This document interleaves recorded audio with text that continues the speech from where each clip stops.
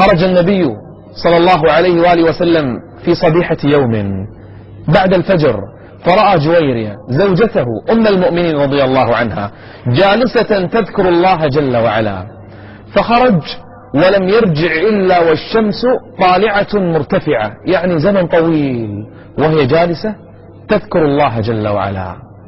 فسألها: لا زلت على هذه الحال أي تذكرين الله ذكرا عاما منذ أن تركتك؟ قالت: نعم. تخيلوا كم ساعة تذكر الله. قال: قلت بعدك 4 كلمات 3 مرات كررتها، لو وزنت بما قلت لعدلتهن، أفضل مما قلت كله. أي كلمات هذه تعدل هذه الساعات الطوال؟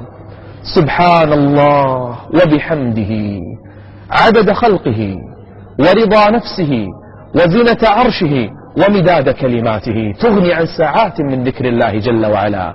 سبحان الله وبحمده عدد خلقه ورضا نفسه وزنة عرشه ومداد كلماته.